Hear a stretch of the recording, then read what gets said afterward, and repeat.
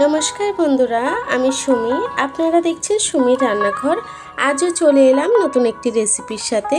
আজকের রেসিপি ধনেপাতা বাটা দিয়ে কাতলা মাছের রেসিপি। চলুন তাহলে রেসিপিটি শুরু করা যাক। তার আগে আমার রেসিপিটি যদি ভালো লেগে থাকে চ্যানেলটাকে সাবস্ক্রাইব করে পাশে থাকবেন। আপনাদের কাছে একটি অনুরোধ, ভিডিওটি একটি লাইক দিয়ে দেখা শুরু করবেন। চলুন তাহলে রেসিপিটি শুরু করা যাক। রান্নাটি করার জন্য প্রথমে কড়া বসিয়ে নিয়েছি। কড়াইটি গরম হয়ে গেছে, তেল দিয়ে দেব।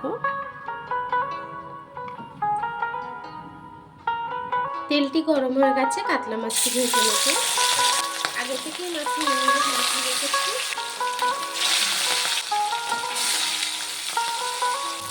মাছটি এক পিঠ ভাজা হয়ে গেছে, উল্টে দেব।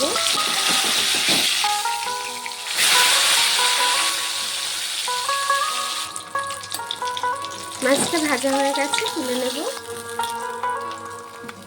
বাকি মাছটাকে একইভাবে ভেজে নেব। বাকি মাছটি ভাজা হয়ে গেছে, তুলে নেব। এই তেলের মধ্যে আলুটাকে ভেজে নেব। দেব একটু হলুদ গুঁড়ো। আলুটিকে ভেজে নেব। আলুটি কিন্তু ভাজা হয়ে গেছে, এখন তুলে নেব।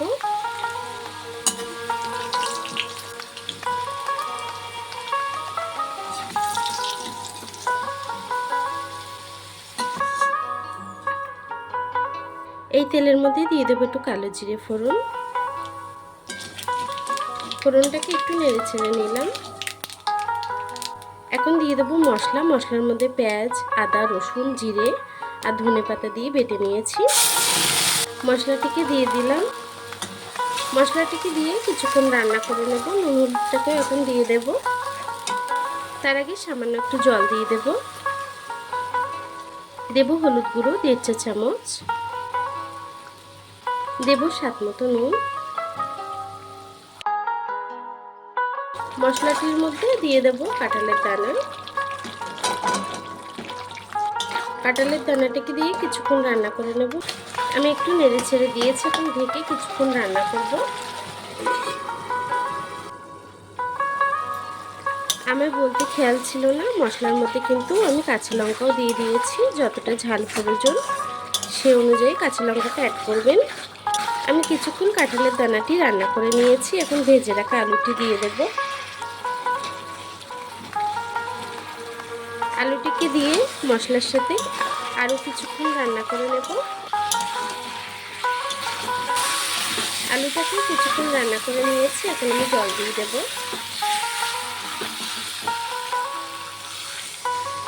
যতটা ঝোল রাখবেন সে অনুযায়ী জলটি অ্যাড করবেন।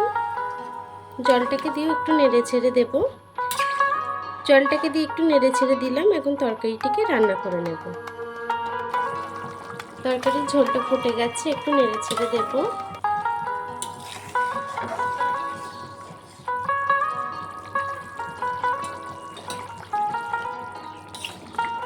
তরকারির ঝোলটি কিন্তু অনেকটাই কমে এসছে। এখন আমি ভেজে রাখা মাছটি দিয়ে দেব।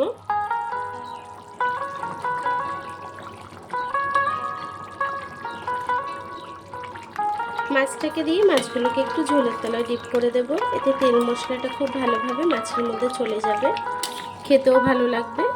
আমি আরও কিছুক্ষণ তরকারিটিকে রান্না করে নেব।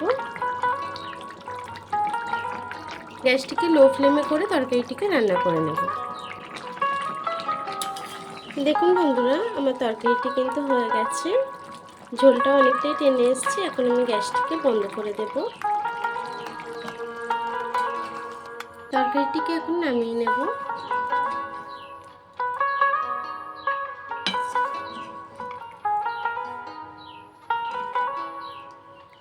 দেখুন বন্ধুরা, কাতলা মাছ দিয়ে আলু, কাঁঠালের দানা দিয়ে আর ধনেপাতা বাটা দিয়ে আমার তরকারিটি কিন্তু হয়ে গেছে।